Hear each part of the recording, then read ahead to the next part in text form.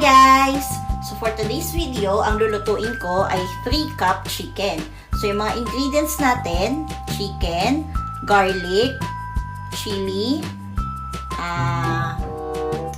luya, soy sauce, sesame oil, ito yung rice wine, sugar, tsaka konting oil. Okay, so ang una natin gagawin, ipagko-combine natin tong soy sauce, sesame oil, tsaka yung rice wine. So ito, itong rice wine, 5 tablespoon siya. Tapos yung soy sauce, 5 tablespoon din yung ilalagay natin. 1, 2,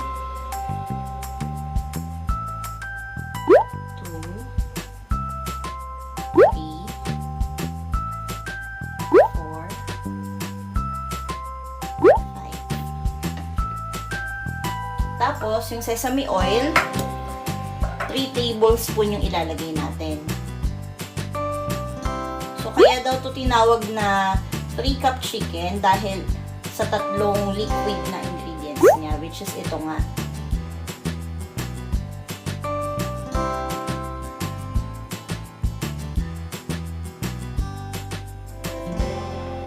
So, 3.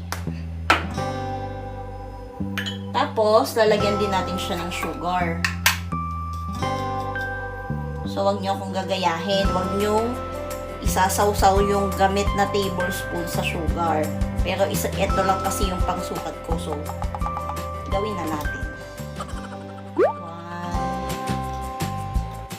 1, 2, 3 tablespoon lang ng sugar. So, i-mix-mix nyo lang siya. Maghalo-halo siya.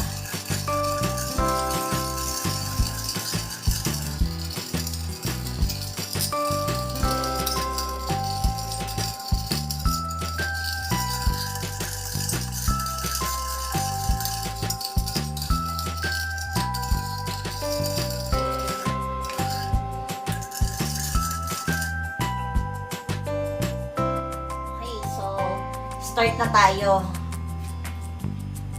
Sa medium heat, lagyan nyo ng 1 tablespoon na oil, ng kawali. And then, ilagay nyo na yung garlic. Garlic and ginger.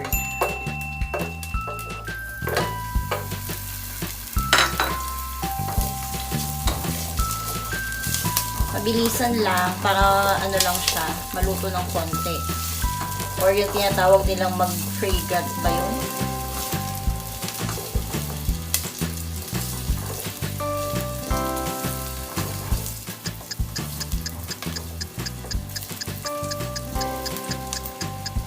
So mga after 30 seconds, ilagay nyo na yung chicken nyo. So itong chicken, ipapa-brown lang natin siya ng konti.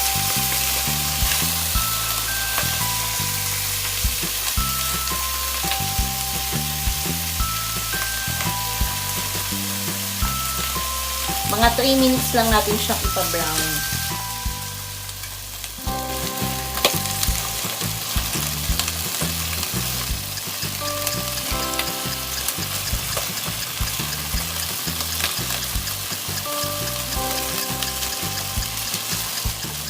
After 3 minutes, tignan nyo kung luto na siya. So yan, hindi pa masyadong brown. Lutuin pa natin siya ng mga 2 minutes. Tapos lagay nyo na yung chili nyo. Okay, so check nyo na. Kung nag-brown naman na. Ayan, so luto naman na siya.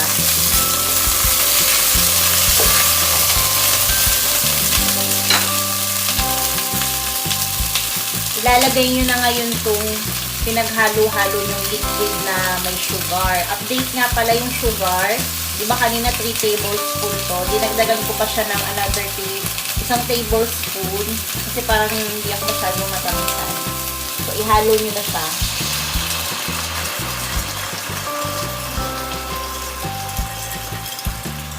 naiwan yung sugar. Make sure nyo na magsama lahat.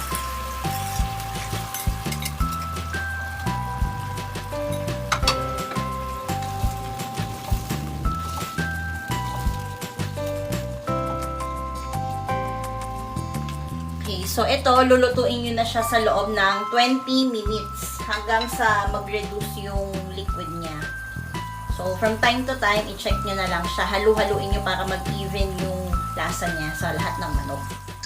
So, after 5 minutes, yan, medyo lumalapot na yung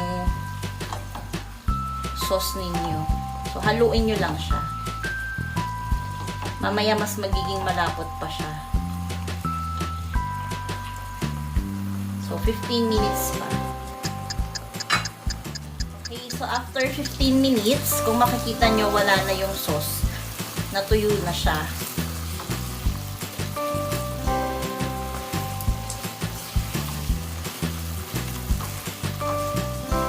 So, lutuin pa natin siya ng 5 minutes para eksaktong 20 minutes.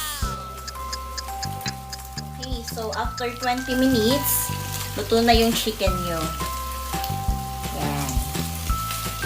So, ang masasuggest ko lang, kung hindi kayo masyadong mahilig sa matamis, mag-stick na lang kayo dun sa 3 tablespoon ng sugar. Ako kasi medyo mahilig sa matamis, kaya dinagdagan ko siya. Pero kahit 3 tablespoon, okay na rin naman.